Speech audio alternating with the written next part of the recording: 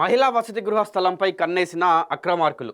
జవహర్ నగర్ మహిళా వసతి గృహ నిర్మాణానికి శంకుస్థాపన. దీనికి సంబంధించిన స్థలం ఎవరిదన్నది ప్రశ్నార్థకంగా మారిన వైనం. 100 కోట్లతో జరుగుతున్న అభివృద్ధిని అడ్డుకుంటుంది ఎవరు? కోట్ల విలువ చేసే ప్రభుత్వ స్థలం కాజేయాలని ప్లాన్ చేస్తున్న ఓ నాయకుడు.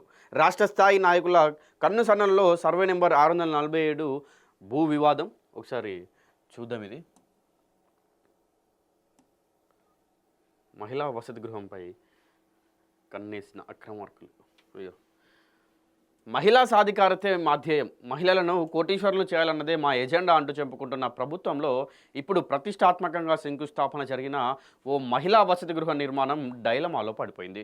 శంకుస్థాపన జరిగిన స్థలం వివాదాల్లో కూరుకుపోయింది. అసలు ఎవరేం చేస్తున్నారు, ప్రభుత్వం ఎలా పోతుంది, ఒక భూమి విషయంలో ఇంత గందరగోళం చేసుకోవడం ఇప్పుడు అందరినీ ఆశ్చర్యానికి గురి చేస్తుంది. మేడ్చల్ జిల్లా కీసర మున్సిపల్ సర్కిల్ పరిధిలోని జవహర్ నగర్ 500 పడకలతో ఒక మహిళా వసతి గృహ నిర్మాణానికి శంకుస్థాపన జరిగింది.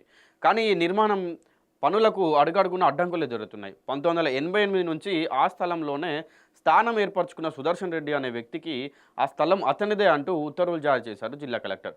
కాప్రా తహసీల్దార్ అదే భూమి నేడు తిరిగి మహిళా వసతి గృహానికి కేటాయించడంతో దీంతో పాటు 20 కోట్ల రూపాయలు నిధులు కూడా కేటాయించారు. ఇదిలా ఉంటే మరో వ్యక్తి ఆ భూమితో ఎవరికి సంబంధం లేదు, నాదే అంటూ బడా నేతలతో కలిసి సెటిల్మెంట్ చేసుకోవడానికి ప్రయత్నిస్తున్న వ్యవహారం ఇప్పుడు వెలుగులోకి వచ్చింది. అంటే ఆ భూమి నాదే అని ఒకరు తలబడుతున్నారు.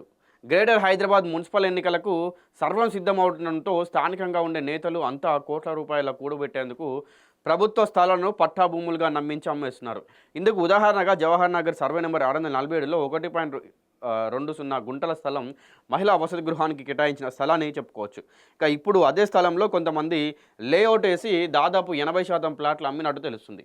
ఇప్పుడు కొన్న వాళ్ళంతా ఎదురు తిరగకముందే జిల్లా కలెక్టర్ ఇచ్చిన ఆదేశాలు ఆపాలంటూ లేఅవుట్ చేసిన వాళ్ళ రాష్ట్ర స్థాయి నాయకులు చుట్టూ చక్కర్లు కొడుతున్నారని ఆరోపిస్తున్నారు జవహర్ నగర్ స్థానిక నాయకులు.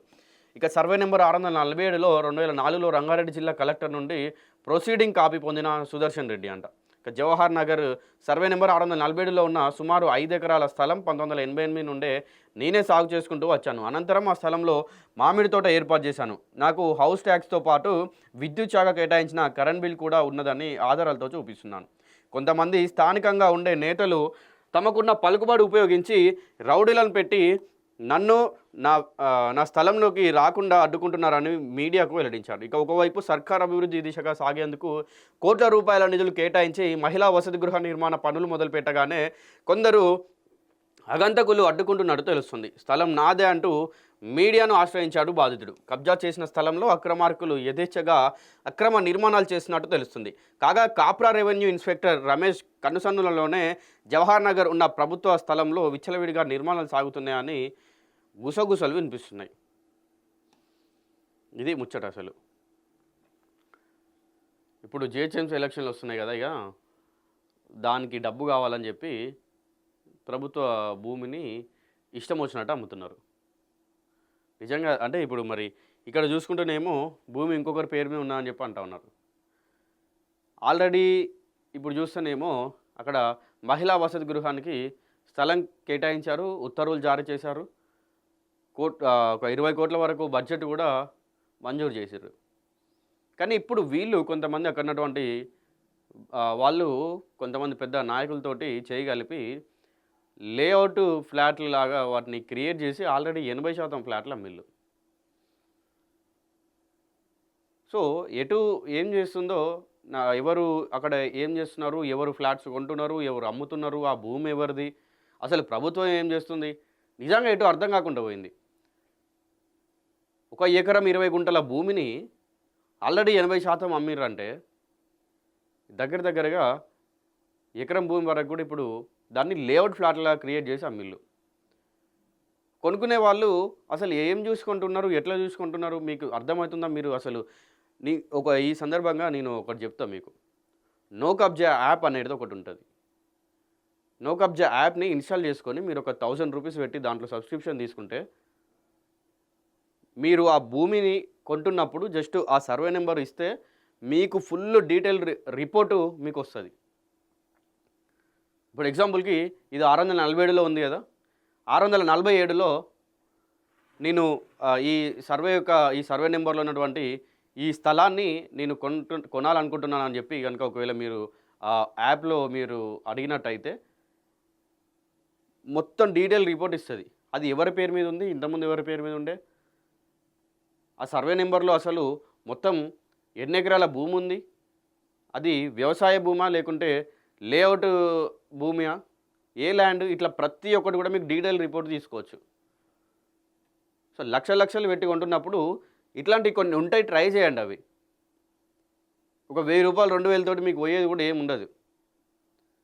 సో దాన్ని ట్రై చేస్తే మీకు ఏందంటే తెలుస్తుంది. జనాలు ఇప్పుడు సామాన్యులు మోసపోకుండా ఉంటారు. ఇప్పుడు ఇక్కడ 80% వరకు ఆల్రెడీ ఫ్లాట్లు కొన్నారంటే నాకు తెలిసల్లా 80%కి 80% మంది కూడా సామాన్య జనాలే ఉంటారు. రూపాయి కూడబెట్టుకొని వాళ్ళ కూతురుకో లేకుంటే కొడుకో గిఫ్ట్ ఇవ్వడానికో లేకుంటే పెళ్ళైనాక పెళ్ళి కట్నం కింద ఇవ్వడానికో పెట్టుకొని ఉంటారు.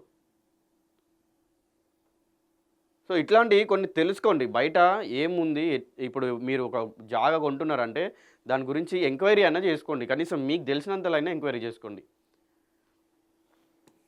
సో మీకు ప్లే స్టోర్, యాప్ స్టోర్లో మీకు నో కబ్జా అనే యాప్ ఉంటుంది. ఇక స్థానిక ఎమ్మెల్యే మల్లారెడ్డి ఎక్కడ? గతంలో మహిళా రెవెన్యూ ఇన్స్పెక్టర్ అక్రమ నిర్మాణాలకు అడ్డుగా ఉన్నారంటూ బదిలీ చేయించిన మల్లారెడ్డికి నేడు కోట్ల రూపాయలు విలువ చేసే ప్రభుత్వ స్థలాలలో లెక్కనేనన్ని అక్రమ నిర్మాణాలు జరుగుతుంటే కనిపించడం లేదా? బాధితుల అర్ధనాదాలు వినిపించడం లేదా అనేది ఒక ప్రశ్నలాగే మిగిలిపోయింది. అయితే అందిన కాడికి దోచుకునే కొందరు రెవెన్యూ ఇన్స్పెక్టర్లకు, కోట్లు సంపాదించుకునే అవినీతి లీడర్లకు జవహర్ నగర్ ప్రాంతంలో ఉన్న ప్రభుత్వ స్థలాలు కలిసొస్తున్నాయని స్థానిక ప్రజలు వాపోతున్నారు. ఇంకో 647లోని సర్వే నెంబర్లో ఈ భూమి సుదర్శన్ రెడ్డికి చెందిందని కలెక్టర్ జారీ చేసిన ఆర్డర్ కాపీ ఇది. ఇక అదే సర్వే నెంబర్లోని మహిళా వసతి గృహానికి మేడ్చల్ జిల్లా కలెక్టర్ కేటాయించిన కాపీ ఇది. ప్రభుత్వ స్థలం అంటూ రెవెన్యూ అధికారులు ఏర్పాటు చేసిన బోర్డు.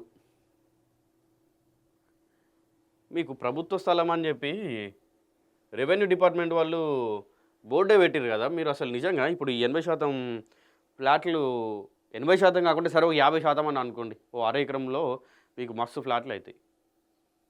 అవి కొన్నోళ్ళైనా కనీసం అంటే చిన్న ఎంక్వైరీ చేసుకోకుండా ఎట్లా కొంటున్నారు మీరు? ఆ మోసం చేసేటోళ్ళే కాదు, నిజంగా మోసపోయేటోళ్ళది కూడా తప్పే. లక్షలు మీరు రూపాయి కూడా పెట్టుకొని లక్షలు పెట్టి అంతంత పోయి ఎవరికో దిక్కుమాలిన చేతిలో ఎవనో ఏదో చేతిలో పెడుతున్నారు. మీరు ఆ పైసలు తీసుకుపోయి మీ కష్టాజీతం అంతా తీసుకుపోయి మీ చెమట మొత్తం ఊడ్చి వాని దగ్గర పెడుతున్నారు. ఏం లాభం దీనివల్ల?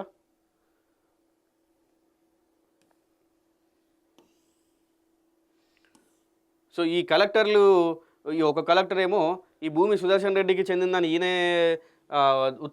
ఆర్డర్ జారీ చేస్తే ఈయననేమో వసతి గృహానికి, మహిళా వసతి గృహానికి ఒక కలెక్టర్ ఆర్డర్ జారీ చేసిండు.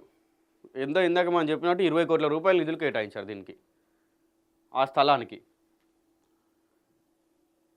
సో ఇట్లా ఉంది మరి బయట నిజంగా అంటే మనం ప్రతిసారి కబ్జా చేసేటోళ్ళని, కబ్జా చేసినటువంటి వాళ్ళని వీళ్ళనే అంటాం. జనాలని మోసం చేసి ఫ్లాట్లు అమ్ముతున్నారు అని వాళ్ళని అంటాం. కానీ మీరు కూడా ఒకసారి ఆలోచించండి. అంటే జనాలు ఏడ కొంటున్నారు ఫ్లాట్లు, అసలు అక్కడ ఆ భూమి ఎవరిది ఉంది, మినిమం బేసిక్ డీటెయిల్స్ అవి కూడా తెలుసుకోకుండా ఎట్లా ఉంటున్నారో ఇంకా మీకే వదిలేస్తున్నాను నేను.